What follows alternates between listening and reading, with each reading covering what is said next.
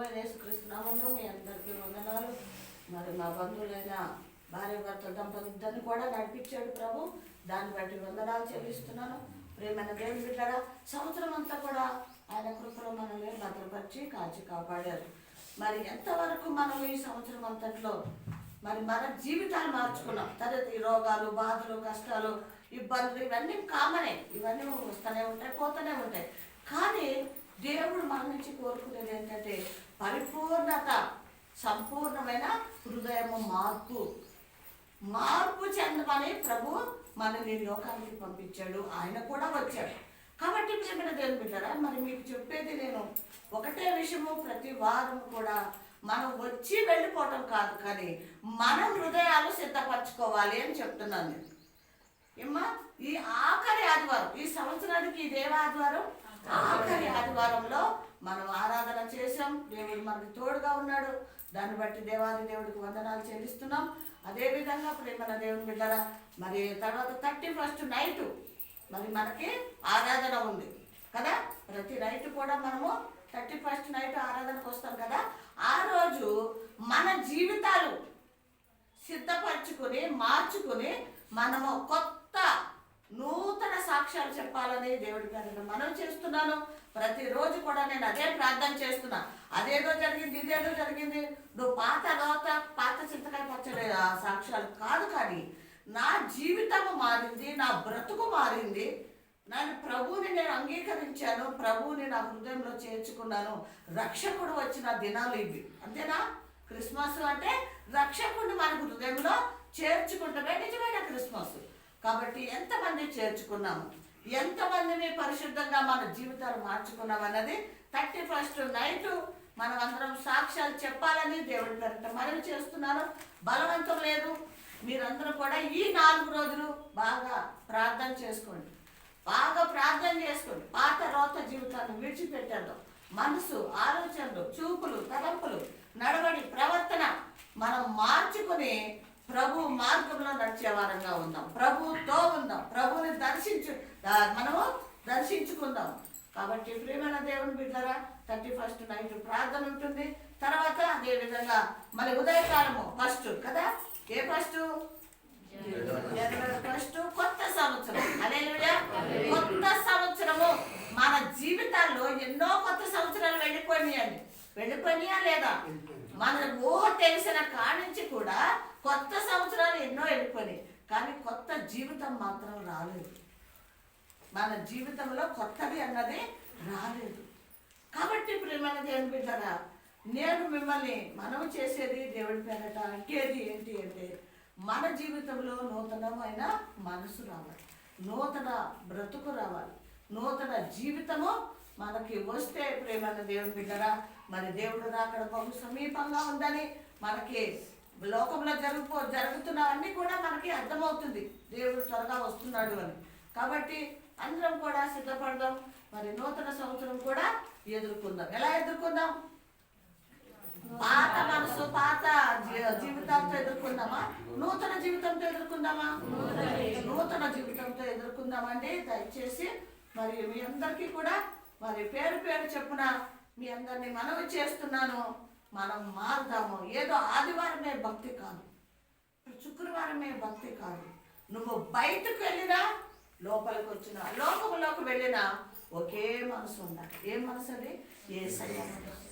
యేసుక్రీస్తు కలిగిన ఆ మనసు నీకు నాకు కలిగి ఉంటే మనము దేవునికి ఇష్టలుగా ఉంటాము. బయట వరకు మనకు అక్కర్లేదు, మనుషులతో మనకు సంబంధం లేదు. యేసయ్యకు మనము ఇష్టలుగా ఉంటామని దేవుని వాక్యం తేటగా తెలియజేస్తుంది. ఇందాక మనం కీర్తనలో చదువుకున్నాం కదా, మనం దేవునికి ఎలా ఉంటేనంట మన చూపులు, ఏమన్నాడు అక్కడ మాట? చూపులు, మన మాట పరిశుద్ధంగా ఉంటే మనం పరిశుద్ధంగా ఉంటామంట. మన బిడ్డల్ని కూడా ఎలా నడిపిస్తామంట? పరిశుద్ధంగా నడిపిస్తాం, మంచి దారిలో నడిపిస్తాం. తల్లిదండ్రులు ఎంత భక్తితో ఉంటారో అంతగా బిడ్డల్ని నడిపించగలుగుతారు. లేదు తల్లిదండ్రులు కూడా లోకంలో లోక సంబంధంగా మనం ఉన్నామనుకో, మన పిల్లలు కూడా అదే మార్గంలో నడుస్తారు. దయచేసి మరి అమ్మ, మరి నేను మరి నీకు ఒక్కదానికే చెప్పట్లేదు, కానీ అందరికీ చెప్తున్నాను, బిడ్డల్ని చాలా చాలా జాగ్రత్తగా పెంచుకోవాలి, చాలా జాగ్రత్తగా. సరే లోకంలో ఉన్నాడు నీ భర్త అందరూ అలాగే ఉన్నారు, ఎవ్వరూ పెద్ద ఇదిగా లేరు. కాబట్టి వాళ్ళని పక్కన పెట్టి బిడ్డల్ని మంచి దారిలో నడిపించుకోండి. అర్థమవుతుందా? వాళ్ళ నాన్న తాగి అట్లా మాట్లాడుతున్నాడు, లేదా ఎక్కడ పోతున్నాడు ఇక్కడ పోతున్నాడు, ఈ పిల్లలు కూడా అంతే అలా అనుకోవద్దు. పిల్లల దగ్గర కూర్చోబెట్టుకొని అమ్మ మీ నాన్న కాదే వాడు అలవాటు ఉంది, మీరు అలాగా ఉండొద్దు. నీకు మగ పిల్లలు ఉన్నారు కాబట్టి జాగ్రత్తగా బిడ్డలకి చెప్పుకొని మంచి దారిలో అందరికీ కూడా బిడ్డల్ని మందిరానికి నడిపించారు. మీ అబ్బాయి రాడు, మీ అబ్బాయి రాడు. ఎందుకు రాడు? అర్థమవుతుందా మీకు? తండ్రి ఏ మా దారిలో నడుస్తాడో పిల్లలు అదే దారిలో నడుస్తారని వాక్యంలో ఉందన్నమాట, సామెతలోనే ఉందన్నమాట. కాబట్టి ఆ మార్గంలో నడవలేదు. ఇంకొక విషయం చెప్పినా, నేను దాని పాస్టర్ చెప్పాడు చూడు, నేను ఉద్యోగం చేస్తూ తాగితే మా తమ్ముడు వచ్చి వద్దన్నయ్యా అన్నాడని. మరి ఆయన తాగిన ఫ్రెండ్స్తో తిరిగిన నా పిల్లల్ని అసలు ఆలోచన రానివ్వలేదు నేను. తెలుసా మీకు? తండ్రి ఎక్కడికి వెళ్ళాడో ఆలోచన రానివ్వలేదు నేను, తాగొచ్చాడో ఆలోచన రానివ్వలేదు, లోకంలో ఉన్నాడో ఆలోచన రానివ్వలేదు. ఎందుకో తెలుసా? దేవుని కంచిలో పెంచుకున్నాను నా బిడ్డలు, నేను దేవుని కంచిలో పెంచుకున్నాను నేను. కాబట్టి ఈ రోజున ప్రేమన దేవుని బిడ్డ వాళ్ళు తొట్టిల్లిపోలేదు, త్రోవ తప్పలేదు, దేవుని చల్లని నీడలో మన బిడ్డలు ఉంటారు. ఆ విధంగా మన బిడ్డలు పెంచుకుంటాకి మరి దయచేసి ప్రియమైన దేవుని బిడ్డరా, ఆదివారం కదా నమ్మకార్థంగా వెళ్ళేసొద్దాం, ఆచారంగా వెళ్ళేసొద్దాం. మన పిల్లలు ఎక్కిపోతే ఎదుగుతారులే గాలికి, బాబుంటే బాబాలా ఉంటే కొడుకు ఉండడా అని అనుకోవద్దు. బాబునుంటే ఉండని, కానీ నీ పిల్లలు నువ్వు పెంచే బాధ్యత నీ చేతుల్లో ఉంది. కాబట్టి ప్రేమన్న దేవుని బిడ్డరా, ఈ సంవత్సరం ఆఖరి దినాల్లో ఉన్నాం కాబట్టి మరొకసారి మీకు అందరికీ కూడా ప్రేమపూర్వకంగా మనవి చేస్తున్నాను, ప్రేమతో చెప్తున్నాను నేను. దయచేసి అన్నీ వినండి. బిడ్డల్ని మనం మంచి దారిలో నడిపించుకుందాం, మనం కూడా రక్షణలో మరి ముందుకు సాగుదాం. మంచిది గుర్తుపెట్టుకోండి, 31st మనకు ఇప్పుడు ఏముంది, సండే ఆరాధన అయిపోతుంది. 31st నైట్ ఆరాధన ఎన్ని గంటలకమ్మా? మరి తొందరగా మీరు ఎంత తొందరగా వీలైతే అంత తొందరగా వస్తే మరి చలిగా కూడా ఉంటుంది కాబట్టి ఎంత తొందరగా వీలైతే అంత తొందరగా వెళ్ళిపోదురు. కానీ మరి సిద్ధపడి అందరూ రండి, ఎవరు కూడా మరి నిర్లక్ష్యం చేయొద్దు. మేము ఎలాగైనా పంపిస్తాం, లేదు మీరు ఆటోలు బుక్ చేసుకుంటే ఆటోలు బుక్ చేసుకుంటారండి, మరి వెళ్తురు కానీ. కాబట్టి తప్పకుండా రావాలి. 31st మనకి మరి భోజనాలు కూడా ఉంటాయి. ఇది కూడా ఫస్ట్కి కూడా భోజనాలు ఉంటాయి. మరి అందరూ కూడా రావాలి. ఇంకా మీ చుట్టాలు ఉంటే నడిపించండి. మరి సునీతలు ఎందుకు రాలేదు? రేపు కావాడు మా అత్తమ్మోడు మంగళవారం బుధవారం వస్తారనుకుంటా. కాబట్టి అందరం కూడా దేవుణ్ణి నూతన సంవత్సరంలో నూతనంగా దేవుణ్ణి ఆరాధిద్దాం, మహింపర్దాం, ప్రభువుని మన ఇంటిలోకి ఆహ్వానించుకుందాం. హల్లెలూయా, హల్లెలూయా. మంచిది ప్రేమైన దేవుని బిడ్డలారా, మరి ఈ వాక్యంలోకి మనం వెళ్దాం. వాక్యం కాసేపు ధ్యానించుకుందాం. ఆ మాటలు మనం వ్యర్థంగా విడిచిపెట్టద్దు. కానీ ప్రభు మనతో మాట్లాడుతున్నాడు. ఎవరు మాట్లాడుతున్నారు? ప్రభు మాట్లాడుతున్నాడు. నేను మాట్లాడుతున్నానా? నేను మాట్లాడతలేదు. మా మేనవాళ్ళు మాట్లాడుతుందేమో అనుకుంటా. ఆయన నాకు మేనమామ, కానీ ఇప్పుడు ఏమయ్యాడు? ఈయన అన్న, ఆయన తమ్ముడు. ఇప్పుడు ఏమని పిలవాలి కదా? ఆయన అప్పుడు అరే ఈ అమ్మాయి మాట్లాడుతుంది, ఈ అమ్మాయి చెప్తుంది అనుకోవద్దు. ఏమనుకోవాలి? ఆమెలోంచి ప్రభువే మాట్లాడుతున్నాడు. హల్లెలూయా. ప్రియమైన దేవుని బిడ్డలారా, మనం అందరం ఎవరి మాట వినాలి? యేసయ్య మాట వినాలి. యేసయ్య మాట వింటేనే మనకి మన జీవితాలు మారుతాయి, మన బ్రతుకులు మారుతాయి, మన పద్ధతులు మారుతాయి, మన నడవడి మారుతుంది, మన చూపు నడవడి ప్రతిదీ కూడా మార్పు చెందాలంటే ఎక్కడికి రావాలి? శరీరాధారై ప్రభు వచ్చాడు ఈ లోకానికి. హల్లెలూయా. శరీరాధారై ప్రభు వచ్చాడు కాబట్టి ఆ శరీరాధారైన ఆ ప్రభు మాట మనము వినాలి. హల్లెలూయా. చూడండి, మరి లూకాసు వార్త తీద్దాం. లూకాసు వార్త 2వ అధ్యాయము. లూకాసు వార్త 2వ అధ్యాయము. మనం అమూల్యమైన సమయానికి వచ్చాం బిడ్డలారా. మరి జాగ్రత్తగా దేవుని మాటలు విందాం.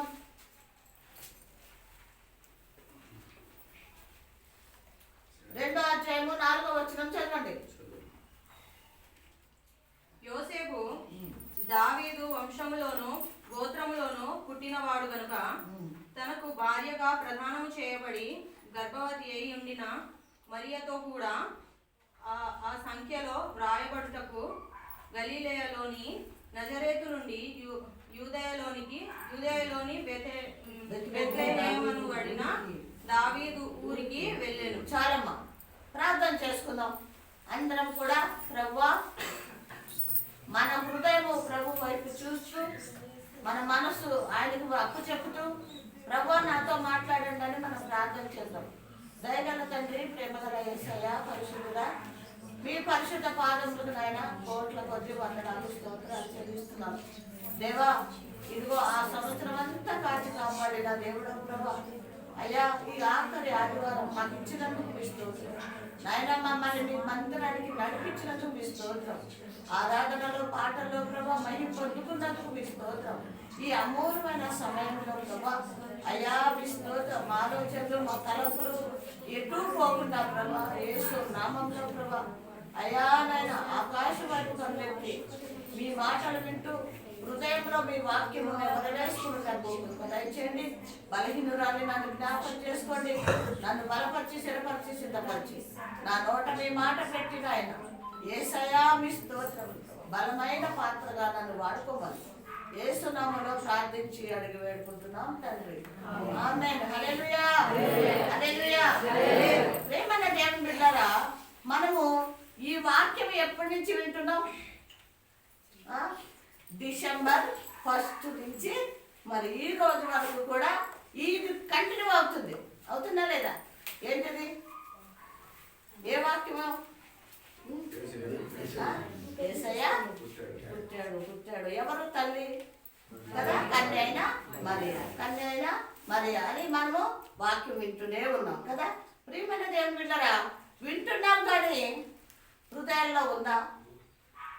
ఏమండి, ఒకే వాక్యము ఎన్ని వారాలు? 4 వారాలు అయిందా?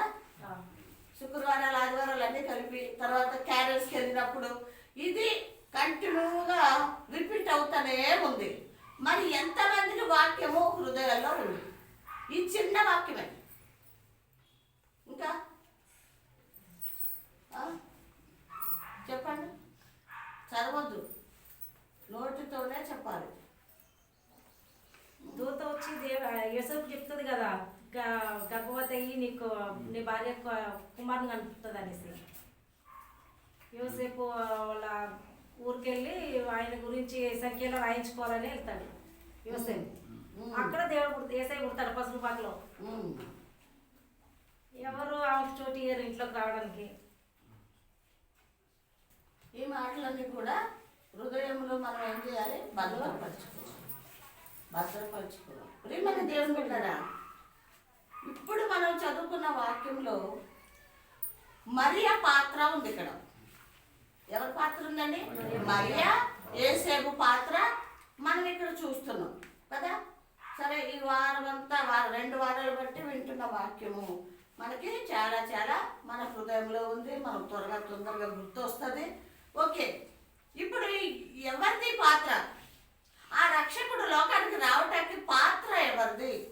ఎవరి ద్వారా ప్రభు వచ్చాడు అన్నది ఈరోజు మనం కొన్ని నిమిషాలు ధ్యానించుకుందాం. ప్రియమైన దేవుని బిడ్డ, ఇక్కడ మనం చూస్తే దేవుడు కన్య అయిన మరియని ఏర్పరచుకుని ఆమెను ఎన్నుకొని ఆమె దగ్గరికి ఎవరిని పంపించాడు?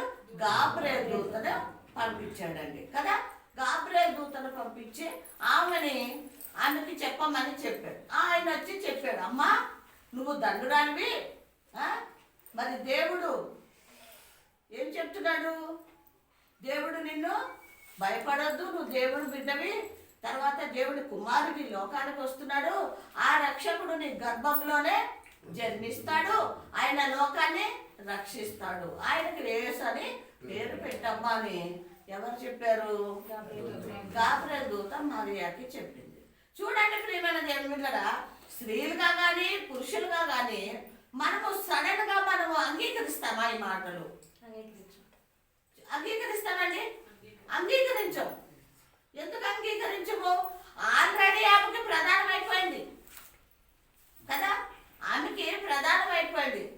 అంటే మరి యేసేపుకి మరి సగం భార్య అయిపోయింది ఆమె కదా, సగం భార్య అయిపోయింది. ఇంకా తాళి కడితే భార్య అయిపోతుంది ఆమె.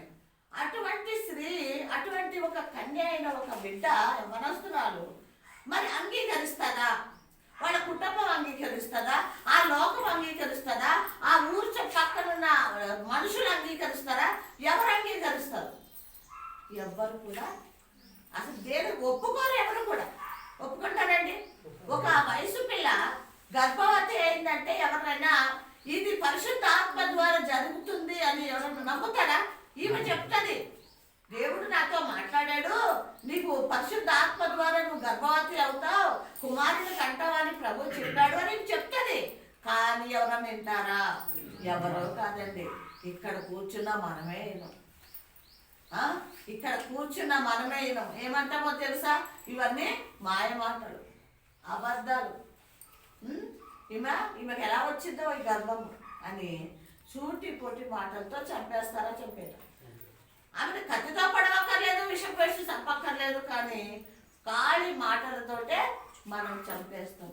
అలా చంపేస్తారు అని తెలిసినా మరి ఏం చేసిందో తెలుసా? నీ చిత్తమే సిద్ధించును కాక అన్నాడు. నీ చిత్తము జరుగును కాక బ్రహ్మ. మీరు ఏం చెప్పారో అది నేను చూసారా? ఆమె ఎవరు అంటే, ఒకటి ఆమె ఒప్పుకుంటాకి కారణం ఏంటి అంటే, ఆమె అంగీకరిస్తాకి ఏంటి కారణము అంటే పరిశుద్ధం. ప్రభుని ప్రేమించిందండి, ప్రభు మార్గంలో నడిచింది. ఆమె ప్రభు మార్గంలో నడిచిన ఆ బిడ్డ ప్రభు కోసం ఆమె త్యాగం చేసింది. గర్భాన్ని, హల్లెలూయా, గర్భాన్ని త్యాగం చేసింది. నువ్వు నేను ఏమన్నా త్యాగం చేస్తామా ఈ రోజున? ఎందుకో తెలుసా? మనలో పరిశుద్ధత లేదు, నీతి లేదు. అర్థమవుతుందా? మనం కొంచెము లోకము, కొంచెము దేవుడు అంటాము. ఆదివారమే భక్తి, సోమవారం నుంచి భక్తి లేదు. కానీ ఆ కన్య అయిన గర్భవతి అయిన ఆ మరియ మాత్రము పరిపూర్ణంగా దేవుడిపై ఆధారపడి ఉంది, ఆనుకునుంది. కాబట్టి ఆమె ఏం చేసింది? దేవుడు మాటకి లోబడిపోయింది. దేవుని మాటకి లోబడిపోయింది. తల్లిదండ్రులు అడగలేదు, అన్నదమ్ములు అడగలేదు, బంధువులు అడగలేదు. ఇదిగో మరి గాబ్రియెల్ దూత వచ్చి ఇలా అంటుంది, ఏం చేయమంటారు? తర్వాత ఇంకోటి, మరి భాగస్వామి అవ్వబోతున్న యేసేపు దగ్గరికి వెళ్ళి అడిగిందా? ఏమండి అయ్యా, మరి నువ్వేమో నన్ను పెళ్లి చేసుకోబోతున్నారు మీరు, మరి దేవుడు ఏమైనా మాట్లాడుతున్నాడు, ఏం చేయమంటారు అని అడిగింది ఆమె. ఏమండి అంటే మనుషులు ఎవరికి కూడా ఇది ఇవ్వలేదు ఆమె. ఎవరు మాట కూడా వినాలనుకోలేదు ఆమె. ఎందుకు? వీళ్ళందరూ మనుషులు, వీళ్ళందరూ లోకంలో ఉన్నవాడు. కానీ ఈమెతో మాట్లాడింది దేవుడు. హల్లెలూయా, దేవుడు మాట్లాడింది ఆమెతోటి. అంటే ఆమె ఒక్కటే అనుకుంది, నాకు దేవుడితో పని కానీ మనుషులతో పని లేదు, మనుషులతో నాకు పని లేదు అనుకున్న మరి ఆ కన్య అయిన మరియ ప్రేమన దేవుని బిడ్డరా ఎవరికి చెప్పలేదు. మరి ఎన్నో నిందలు భరిస్తుంది, బాధలు భరిస్తుంది, అవమానాలు భరిస్తుంది, సూటిపోటి మాటలు భరిస్తుంది. ఆఖరికి తల్లిదండ్రులు కూడా ఆమెని సూటిపోటి మాటలతో అవమానించినట్టు మనం చూస్తున్నాం. కానీ ఎక్కడా కూడా ఆమె తొట్టిల్లిపోలేదు, రొగ తప్పలేదు. కనీసం మరి హృదయంలో కూడా ఆమె ఆలోచన రాలేదు. ఏంటి నేను తొందరపడి నిర్ణయం తీసుకున్నానా, ఈ రోజున వీళ్ళందరితో మాటలు పడుతున్నాను అని కూడా అనుకోలేదండి, ఎందుకో తెలుసా? ప్రియమైన దేవుని బిడ్డరా, ఆ రక్షకుడు రావాలంటే ఈ కన్య అయిన మరియ ఒక త్యాగం చేయాలి. హల్లెలూయా, హల్లెలూయా. ఆ బిడ్డ అన్నిటికీ భరించాలి, సహించాలి. అప్పుడే ఆ రక్షకుడు ఈ లోకానికి వస్తాడు. చూడండి మత్తయి సువార్త కూడా చూడండి, మత్తయి సువార్త కూడా చూద్దాం.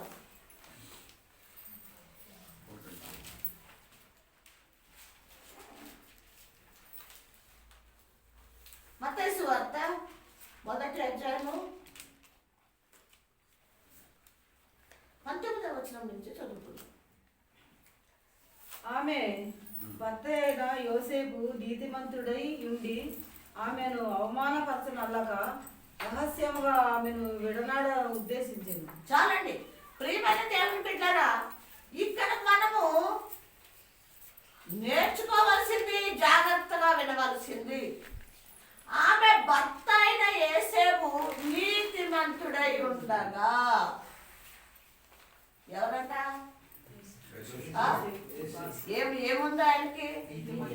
ఏమై ఉన్నాడండి ఆయన?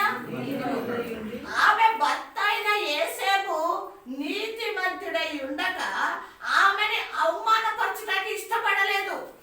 ఎవరిని? భార్య అయిన మరియను.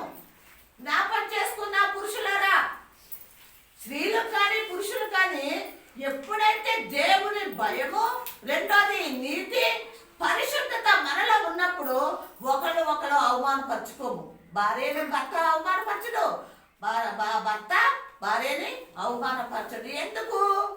దేవుని నీతి నీలో ఉంది, దేవుని భయము నీలో ఉంది, దేవుని మనసు నీలో ఉన్నప్పుడు ఏమి అవమానం చెయ్యవు, బాధ పెట్టవు.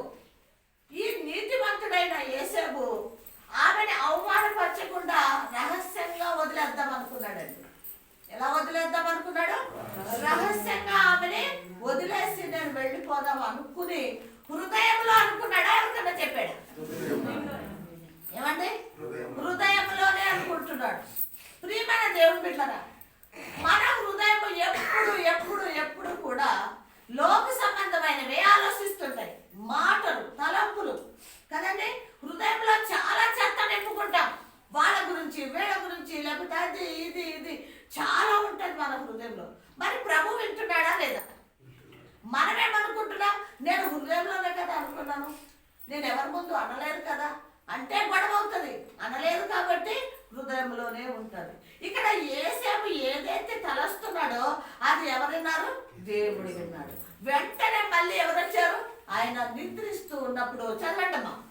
అతడు ఈ సంగతులను గురించి ఆలోచించుకొని చుండగా ఇదిగో ప్రభుదూత స్వప్నమందు అతనికి ప్రత్యక్షమై, దావీదు కుమారుడు అయిన యోసేపు, ఈ భార్య అయిన మరియను చేర్చుకొనుటకు భయపడకుము, ఆమె గర్భము ధరించినది పరిశుద్ధాత్మ వలన కలిగినది. ఆమె ఒక కుమారుని కనును, తన ప్రజలను వారి పాపముల నుండి ఆయనే రక్షించును గనుక ఆయనకు యేసు అను పేరు పెట్టుదు అనిను. చాలండి ప్రియమైన దేవుని బిడ్డలారా, ఇక్కడ యోసేపు నీతిమంతుడు, భార్యను అవమానపరచాలనుకోలేదు, రహస్యంగా ఆమెని విడిచిపెట్టాలని ఆలోచన కలిగి ఉన్నాడు. ఆయన ఆలోచన కలిగి ఉన్న ఆ రాత్రి ఎవరు వచ్చారు? మళ్ళీ కూడా గాబ్రియెల్ దూత గారే వచ్చారు. అయ్యా, నువ్వు ఆమె మీద నువ్వేం డౌట్ పడక్కర్లేదు, ఆలోచించక్కర్లేదు. ఆమె గర్భవతి అయి కుమారుని కని, ఏమండి, ఎందుకు ఈ రక్షకుడిని లోకానికి తీసుకురావాలనుకుంటున్నాము అంటే లోకములో ఉన్న ప్రజల కోసం, వాళ్ళు చేసిన పాపము నుంచి వాళ్ళని రక్షించడానికి. ప్రియమైన దేవుని బిడ్డలారా, యోసేపుకి ప్రభు చెప్తున్నాడు. 21 నుంచి చదవండి అమ్మా, ఒకసారి 20 నుంచి చదవండి. అతడు ఈ సంగతులను గురించి ఆలోచించుకొని చుండగా ఇదిగో ప్రభుదూత స్వప్నమందు అతనికి ప్రత్యక్షమై, దావీదు కుమారుడు అయిన యోసేపు, నీ భార్య అయిన మరియను చేర్చుకున్నటకు భయపడకుము, ఆమె గర్భము ధరించి పరిశుద్ధాత్మతో. ఎలా గర్భం ధరించింది? అక్కడ క్లియర్ గా చెప్తున్నాడు, ఆయనకు అర్థమయ్యేలాగా చెప్తున్నాడు. నీ భార్యను విడిచిపెట్టద్దు. ఆమె గర్భం ఎలా ధరించింది అంటే పరిశుద్ధాత్మ ద్వారా ఆమె గర్భం ధరించింది. అక్కడ క్లియర్ అయింది ఆయనకి. రెండోది ఏమంటున్నాడు? ఆమె ఒక కుమారుని కను, తన ప్రజలను వారి పాపముల నుండి రక్షించును. తన ప్రజలను వాళ్ళ పాపమును రక్షించుటకు కనుక యేసు అని పేరు ఎవరు ప్రజలు? ఏమన్నాడు అక్కడ? తన ప్రజలను, తన అంటే దేవుని ప్రజలము మనమందరం. ఏమండి? ఎవరి ప్రజలం మనం? ఒక మరియాకి యేసేపుకి సంబంధించిన వాళ్ళమా మనం? ఏమండి? ఎవరి ప్రజలం మనం? అది యేసేపుకి మరియమ్మకి బాధ్యత ఉందా? నీకు లేదా? నాకు లేదా? తన ప్రజలందరి పాపములు ఎవరు రక్షిస్తారు? ఆయనే. ఆయన అంటే ఎవరు? యేసయ్య. అందుకు ఈ లోకానికి ఏమండి? ఈ లోకానికి వచ్చాడు. ఇంకా కింద ఏమన్నాడమ్మా? ఆయనే రక్షించును, ఆయనకు యేసు అను పేరు పెట్టుకొనెను. ఆయన్నే రక్షిస్తాడు కాబట్టి ఆయనకి ఏమని పేరు పెట్టమ్మా? యేసు అను పేరు పెట్టమని చెప్పాడు. ప్రియమైన దేవుని బిడ్డలారా, ఎప్పుడైతే ఈ మాట మళ్ళీ యేసు దగ్గరికి వచ్చి ఈ మాటలన్నీ ప్రభు చెప్పాడో, అదే దూత చెప్పాడో, అంతే యేసు ఏం చేశాడని ఆయన ఆలోచనలు నిర్మించుకున్నాడు, వదిలిపెట్టేశాడు. అమ్మో, నా ఆలోచనలు వ్యర్థము, నా తండ్రి ఆలోచనలు ఉన్నతమైనవి, నేను విశ్వసించాలి, ఈ ప్రకారం నడుచుకోవాలి అనుకున్నాడు. ఈ నీతిమంతుడైన యేసేపు ఏం చేశాడండి? భార్య దగ్గరికి వెళ్ళి ఆమెను చేర్చుకున్నట్టు మనం చూస్తున్నాం కదండి. ఆమెను చేర్చుకున్నట్టు మనం చూస్తున్నాం. ఇక్కడ మరి మళ్ళీ లూకాసు వార్త దగ్గరకు వస్తే వీళ్ళిద్దరూ కలిసి ఎక్కడికి వెళ్ళారు? ఎక్కడికి వెళ్ళారంటే దావీదు పట్టణమైన, చదవండి అమ్మా, 2 కింద నుంచి 7 నుంచి మళ్ళీ కంటిన్యూ చేయండి. ఇది గురేని తన తొలి చూలు కుమారుని కని, పైనుంచి చదవండి. 6 నుంచి చదవండి. వారక్కడ ఉన్నప్పుడు ఆమె ప్రసవ దినములు నిండెను గనుక తన తొలి చూలు కుమారుని కని పొత్తి గుడ్డలతో చుట్టి సత్రములో వారికి స్థలము లేనందున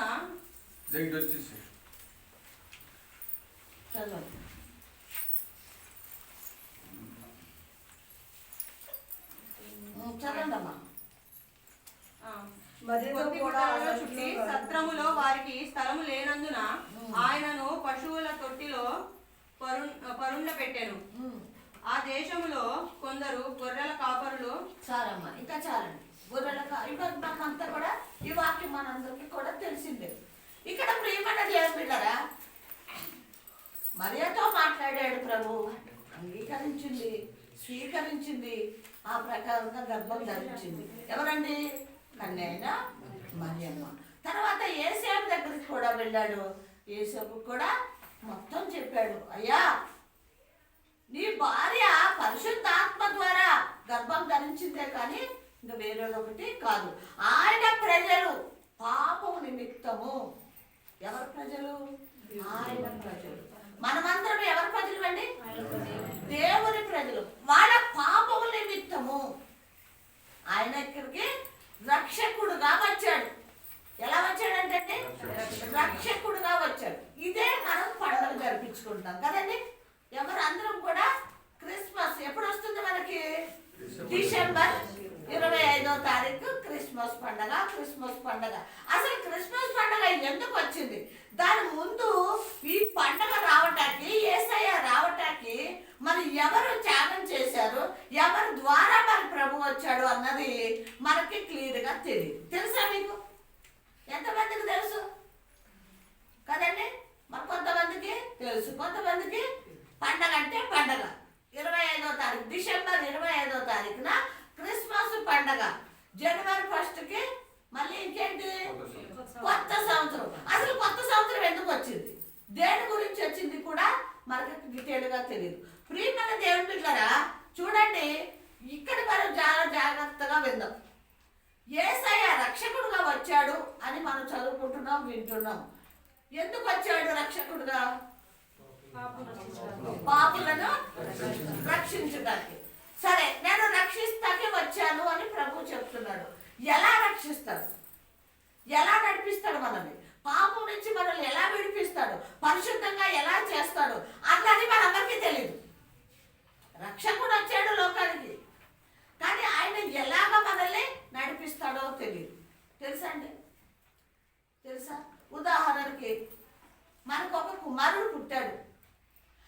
బిడ్డని ఎలా పెంచాలో ఆ తల్లికి జ్ఞానం కలిగి ఒక్కొక్క స్టెప్ కింద ఆ బిడ్డని పెంచితేనే ఆ బిడ్డకి తెలుస్తుంది ప్రతిదీ కూడా. స్కూల్కి వెళ్ళే వరకు కూడా. లేదు కనేసి అక్కడ పడేసి నాకు ఆ బిడ్డకి ఏం తెలుస్తుందండి? నిలబడటం తెలీదు, నడవటం తెలీదు, మాట్లాడటం తెలీదు. ఏమండి స్కూల్కి వెళ్ళాలి, జ్ఞానం సంపాదించుకుంటాం, తింటము తాగటం ఇది కూడా ఏమీ తెలియదు. ప్రియమైన దేవుని బిడ్డలారా, మనకి కూడా తెలియని ప్రజలుగా మనం ఈ లోకంలో ఉన్నాము కాబట్టి శరీరధారి ప్రభు ఇక్కడికి వచ్చాడు. మత్తయి సువార్త 3వ అధ్యాయం చూడండి. శరీరధారి నిన్ను నన్ను నడిపించడానికి నేర్పించడానికి ప్రభు ఈ లోకానికి వచ్చాడని మనం జ్ఞాపకం చేసుకోవాలి. మత్తయి సువార్త 3వ అధ్యాయం 1 నుంచి చదవండి. ఆ దినముల యందు బాప్తిస్మమిచ్చు యోహాను వచ్చి పరలోక రాజ్యము సమీపించినది, మారు మనసు పొందుడని యోదయ అరణ్యములో ప్రకటించుచుండెను. చాలండి ప్రియమైన దేవుని బిడ్డలారా, ఇక్కడ మరి ఎలిజబెత్ అమ్మ మరియమ్మ ఒకేసారి మరి గర్భవతులుగా ఉన్నారండి. అవునా కదా? ఎవరెవరు ఉన్నారు? ఎలిజబెత్ అమ్మకి 6వ నెల, మరి మరియమ్మకి 3వ నెల. అంటే ఎవరు ముందు పుట్టాలి? యోహాను గారే పుట్టాలి. యోహాను గారే పుట్టారు కదా. యోహాను గారు పుట్టాక మార్గము సరళము చేయటానికి, ఏమండి మనకి మార్గము సరళము చేసి ప్రభు వస్తున్నాడని చెప్పటానికి అరణ్యములో అక్కడ ఆయన ప్రకటిస్తూ ఉన్నాడు. ఎవరండి ప్రకటిస్తున్నారు? ఏమని చెప్తున్నాడు? కట్టుడు చేయండి అమ్మా. మరి కట్టుడు రాజ్యము సమీపించి ఉన్నది. ఏమన్నది? పరలోక రాజ్యము సమీపముగా ఉన్నది కాబట్టి మీరు మారు మనసు పొందండి. చాలండి. పరలోకము రాజ్యము, పరలోక రాజ్యము సమీపంగా ఉంది. ఎవరికి? మనకి.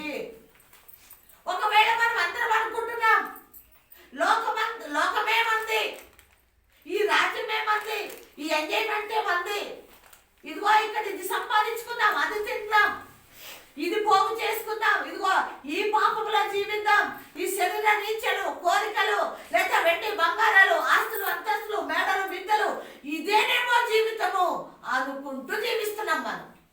ఏమండి అవునా కాదా? ఏమండి థామస్ గారు, యేసయ్య మనకు పరిచయం చేయకముందు, దేవుడు ఈ లోకానికి పంపక ముందు, మరి మన పితరులు కానివ్వండి, తర్వాత మనము కానివ్వండి, అలా అనుకున్నామా లేదండి? అనుకున్నామా లేదా? కాలేబు మీ అమ్మోడికి తెలుసా దేవుడు? ఏ దేవుడు తెలుసు? యెహోవా దేవుడు తెలుసు, యేసయ్య తెలీదు. అవునా కాదండి? ఆయన భక్తి ఎలా ఉండేది? ఆదివారం వెళ్ళాలి, కూర్చున్నామా వచ్చామా, ఆయన ఏదో చెప్తాడు, వీళ్ళకి అర్థం కాదు, ఏం కాదు, వాళ్ళ హృదయంలోకి చేరదు. ఏంటంటే ఆదివారం చర్చికి వెళ్ళాలి, ఇది ఒక్కటే తెలుసు. కానీ ఆయన మార్గమై ఉన్నాడు, సత్యమై ఉన్నాడు, జీవమై ఉన్నాడు. మళ్ళీ నిన్ను నన్ను అక్కడికి తీసుకువెళ్తాకి పరుస్తాకి వచ్చాడు అన్న సంగతి వాళ్ళకి తెలియదండి. పాపక్షమాపణ ఉందా వాళ్ళకి? రక్షణ ఉందండి? లేదు. ప్రేమన్న దేవుడు బిడ్డలారా, అందుకు దేవుడు ఆయన అద్వితీయ కుమారుని లోకానికి పంపించాడు. హల్లెలూయా, హల్లెలూయా. ఆయన అద్వితీయ కుమారుని దేవుడు ఈ లోకానికి పంపించాడు. నా కుమారుడా, నా బిడ్డల్ని లోకంలోకి పంపించాను, మీరు మారు మనసు పొందుకోండి, మీరు రక్షణ పొందుకోండి, మిమ్మల్ని పంపించేశారంటే వాళ్ళకి నేర్పించేది ఎవరు? వాళ్ళకి చెప్పేది ఎవరు?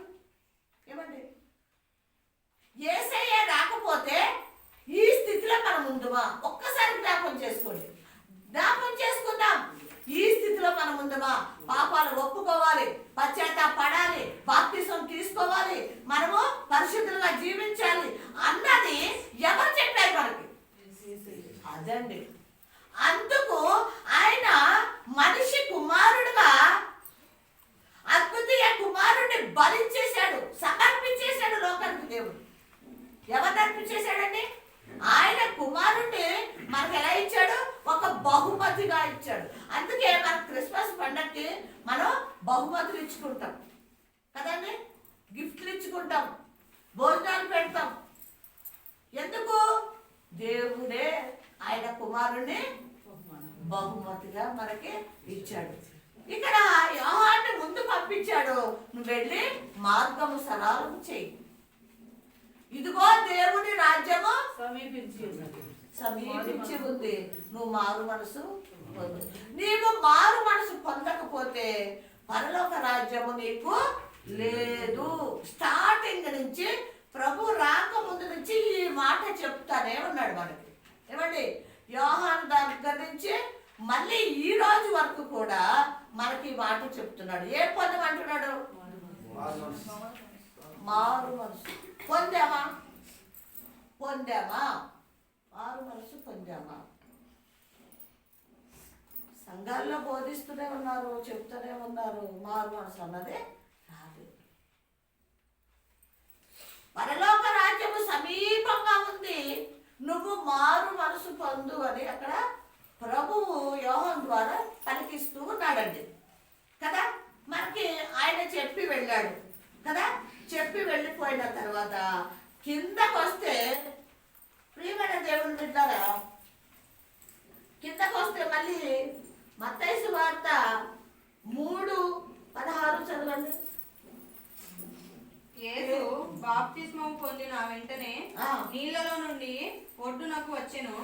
ఇదిగో ఆకాశము తెరవబడెను, దేవుని ఆత్మ పావురము వలె దిగి తన మీదికి వచ్చుట చూచెను. మరియు ఇదిగో ఈయనే నా ప్రియ కుమారుడు, ఈయన యందు నేను ఆనందించుచున్నానని ఒక శబ్దము ఆకాశం నుండి వచ్చెను. చాలండి. ప్రియమైన దేవుని బిడ్డలారా, అప్పుడు వరకు చీకట్లో ఉన్న మనము, పాపములోనే జీవిస్తున్న మనము, మన కర్మ పాపము, జన్మ పాపము మనలో ఉంది. ఎలాగండి?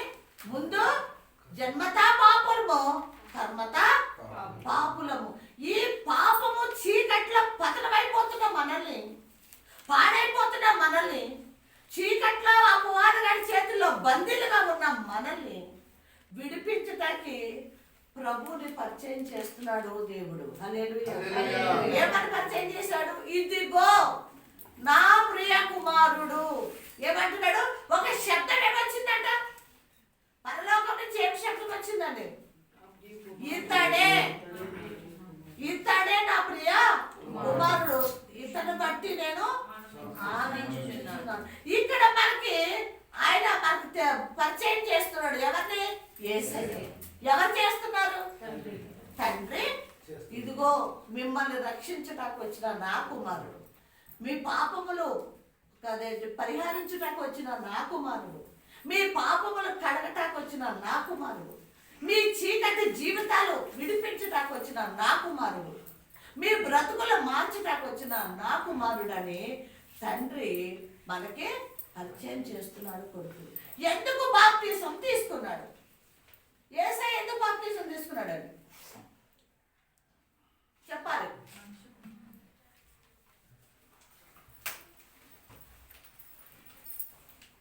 ఆయన మనకు మాదిరిగా ఇప్పుడు తండ్రి కుమారుడిని పరిచయం చేశాడు. మరి ఆ కుమారుడు మనల్ని మాదిరికరంగా ఆయన చేసి మనల్ని నడిపించటానికి ఇవన్నీ చేస్తున్నాడు. మొదటగా ఏం చేశాడు? ఏమన్నాడు? మీరు పరలోక రాజ్యం సమీపంగా ఉంది, బాప్తిసం మారు మనసు పొందండి, తర్వాత బాప్తిసం తీసుకోండి అని అక్కడ ఉంది. కాబట్టి ప్రియమైన దేవుని బిడ్డలారా, మనకి ఇవన్నీ నేర్పించటానికి మరి చూడండి, చిన్న పిల్లోడు ఉన్నాడు, వాడికి అర్థమయ్యేలాగా చెప్పాలంటే ఏం చేయాలి తల్లి? ఏం చేయాలండి? చేసి చూపించాలి. అవునా కదా? క్రియ రూపంగా చేసి, ఇప్పుడు ఏబిసిడీలు రాయాలి. వాడికి రాదు. మన అమ్మ ఏం చేస్తుంది? ఒక చిన్న పేపరు లేకపోతే పలక లేకపోతే బలపము తీసుకుని చెయ్యి పెట్టి, నాన్న ఇదిగో ఇది పట్టుకో, ఇదిగో ఏ బి అని రాసి చూపిస్తుందా? రాయిగానే పక్కన పెట్టేసి వదిలేస్తుందా? దీన్ని ఏమంటారంటే క్రియ రూపము అంటారు. దీన్ని ఏమంటారంటే క్రియ. దీన్ని క్రియ అంటారు. అంటే నేర్పించటం. ప్రియమైన దేవుని బిడ్డలారా, ఇక్కడ మనకి నేర్పించటానికి యేసు ప్రభుని దేవుడే ఒక బహుమానంగా పంపించాడు. ఎక్కడి నుంచి స్టార్ట్ అయింది? ప్రభు బాప్తిసం తీసుకున్నాడు. తర్వాత ఏం చేశాడండి? బాప్తిసం తీసుకున్నాక అరణ్యంలోకి కొనిపోయాడు. 40 రోజులు అన్నపానములు విడిచిపెట్టేసి ఆయన భుజించలేదు, పానీయం కూడా తాగలేదు. ఏం చేశాడు? తండ్రి దగ్గర విజ్ఞాపన చేసి లోకాన్ని జయించాడు, పాపాన్ని జయించి ఆయన ఏం చేశాడు? జయించిన ఆ ప్రభు మళ్ళీ తిరిగి వచ్చాడు. ఎక్కడికి? లోకం నుంచి మళ్ళీ మన మధ్యకు వచ్చి మనకు బోధించటం మొదలుపెట్టాడు. ఏం చేశాడంటే ముందు జయించాడు. ప్రియమైన దేవుని బిడ్డలారా, మనకు కూడా ఏం చెప్తున్నాడంటే, నా బిడ్డలారా చీకటిని విడిచిపెట్టండి, లోకాన్ని విడిచిపెట్టండి, పాపం విడిచిపెట్టండి, ఇదిగో నా రక్తంతో మిమ్మల్ని కడిగేస్తున్నాను. ఆయన ప్రాణం పెట్టి మనల్ని ఏం చేశాడు? ప్రాణం పెట్టి రక్తాన్ని చిందించి మనల్ని రక్షించాడు.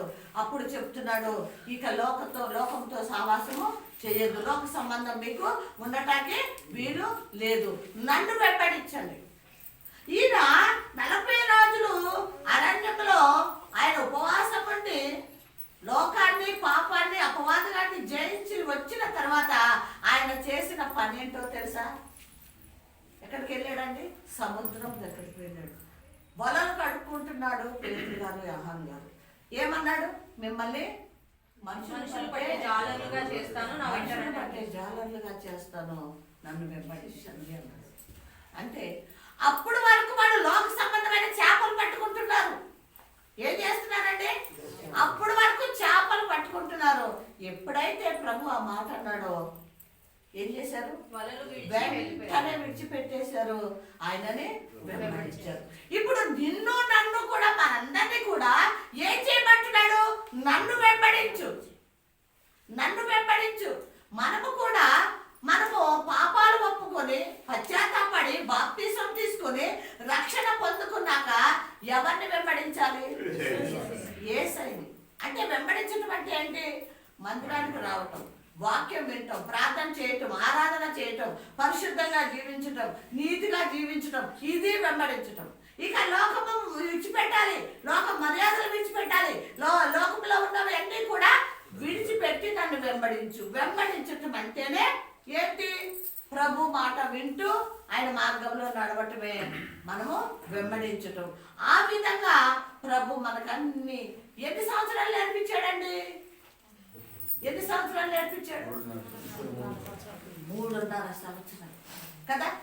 అన్ని నేర్పించాడు, ఏ టు జెడ్ మనకు నేర్పించాడు. ఆఖరికి లాస్ట్ లో కూడా చెప్పేశాడు, ఏమని? ఇదిగో నేను సిలువలో మీ పాపాలన్నీ మోసుకొని వెళ్ళిపోతున్నాను. ఆ గెత్సెమనే తోటలో భూమికి ఆకాశానికి మధ్యలో నేను సిలువలో వేలాడబడి నా ప్రాణము మీకోసం, ఎవరి కోసం? మన కోసము ప్రాణాన్ని పెట్టి, ఏమండి?